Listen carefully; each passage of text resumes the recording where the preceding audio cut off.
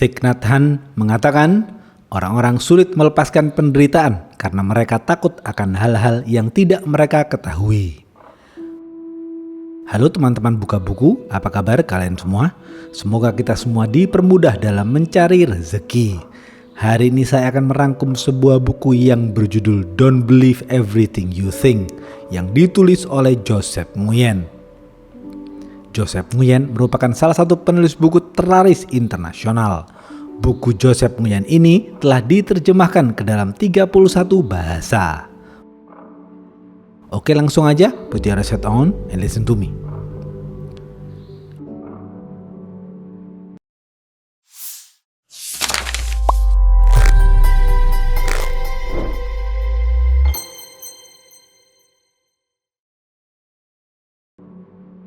Akar penyebab penderitaan.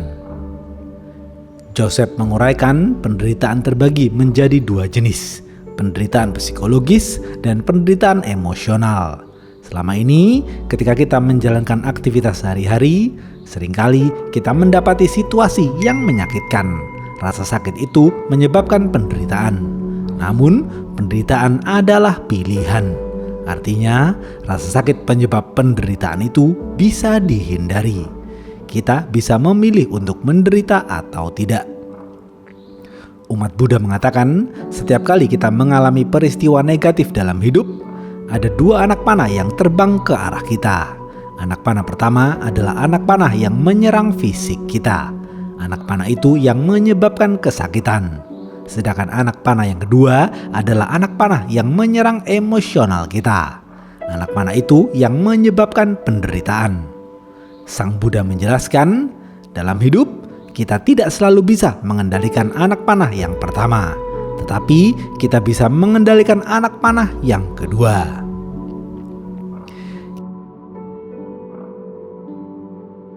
Kita hidup di dunia pemikiran, bukan realitas.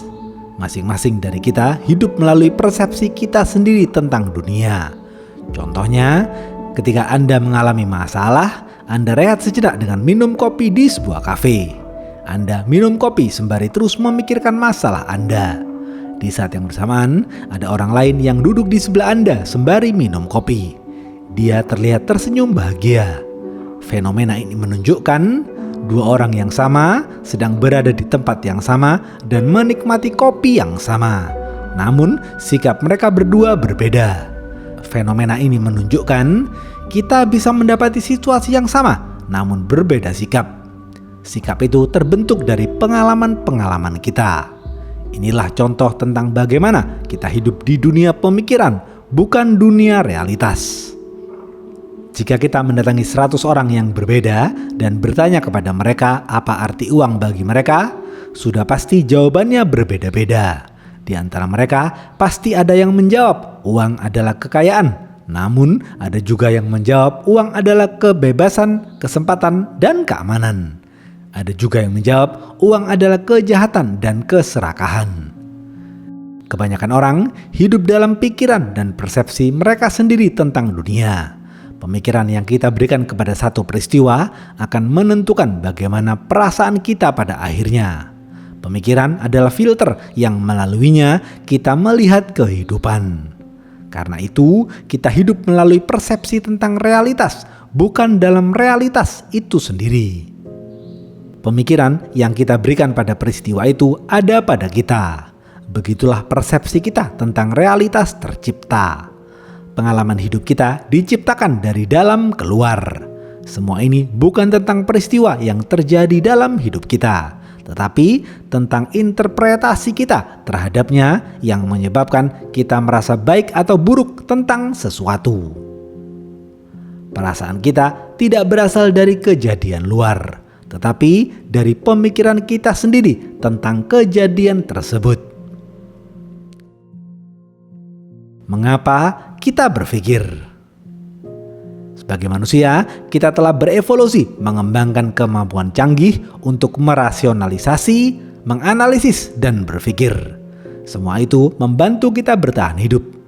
Pikiran kita melakukan pekerjaan yang luar biasa untuk membuat kita tetap hidup. Tetapi itu tidak membantu kita untuk berkembang. Selama ini, Pikiran kita semata-mata untuk menyelamatkan kelangsungan hidup kita, bukan untuk kepuasan dan kegembiraan kita. Tugas pikiran kita adalah mengingatkan kita akan potensi bahaya di lingkungan kita.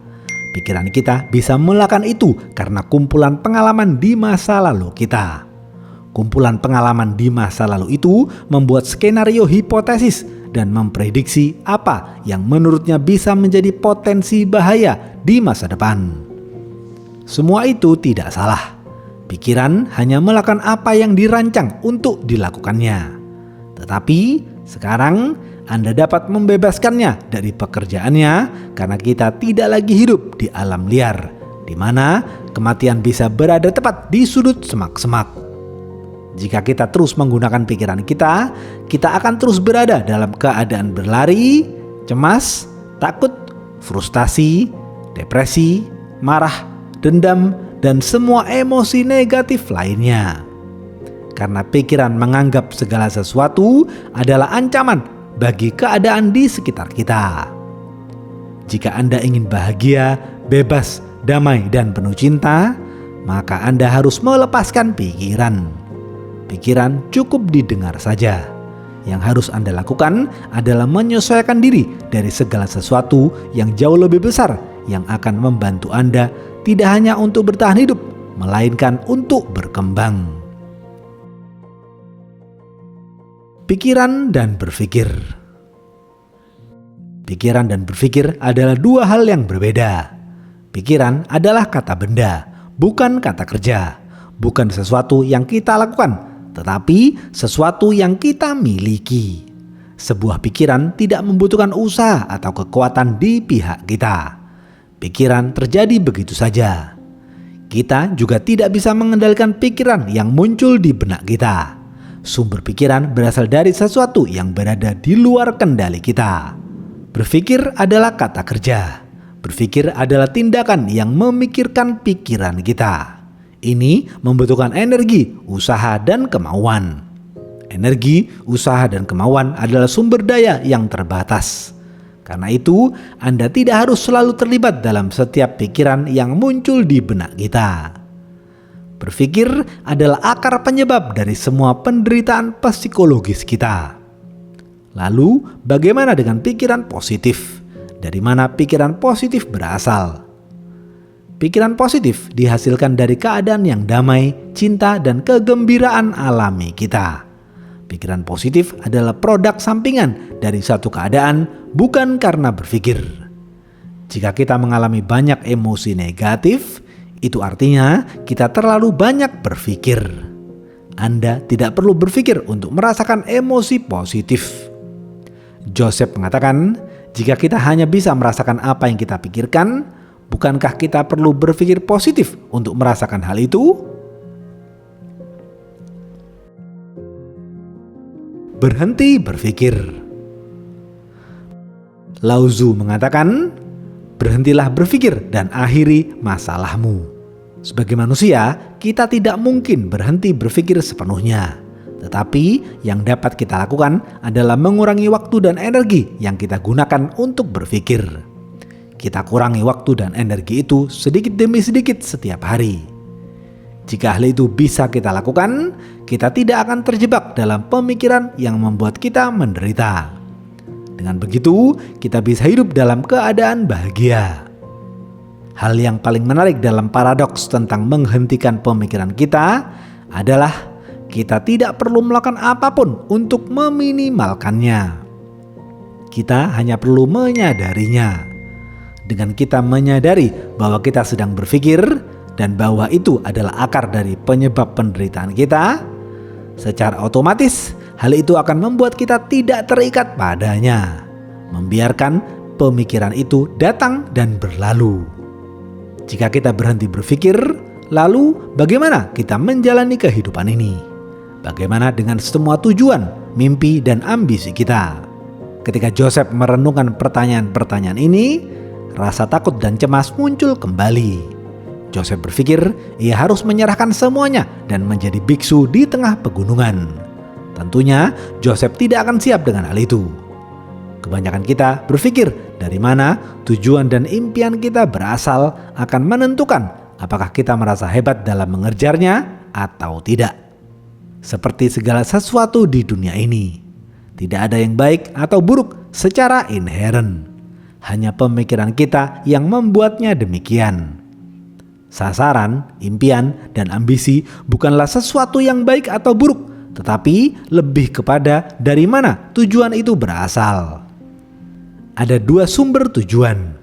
Tujuan yang tercipta dari inspirasi dan tujuan yang tercipta dari keputusasaan. Ketika tujuan diciptakan dari keputusasaan, kita merasakan kelangkaan dan urgensi yang besar. Rasanya berat seperti beban. Kita merasa gentar dengan tugas besar yang baru saja kita lakukan. Sindrom penipu dan keraguan diri mulai terwujud. Kita selalu merasa tidak pernah punya cukup waktu untuk apapun. Kita menjalani hidup dengan penuh kepanikan. Mati-matian mencari jawaban dan cara agar kita dapat mencapai tujuan kita lebih cepat. Selalu melihat keluar dan tidak pernah merasa cukup. Yang terburuk, jika kita sudah mencapai tujuan kita, beberapa hari setelahnya, semua perasaan kekurangan yang sama itu muncul kembali. Kita mulai merasa tidak puas atas apa yang sudah kita capai. Akhirnya, kita terus maju dan menetapkan tujuan lain karena putus asa dalam upaya melepaskan diri dari semua perasaan negatif yang menggerogoti jiwa kita. Lalu, bagaimana kita bisa mengetahui kapan sebuah tujuan atau impian tercipta dari inspirasi atau keputusasaan? Untuk mengidentifikasi hal itu, kita harus merasakan secara mendalam bagaimana perasaan kita ketika mencapai tujuan. Apakah kita merasa bersemangat atau tidak?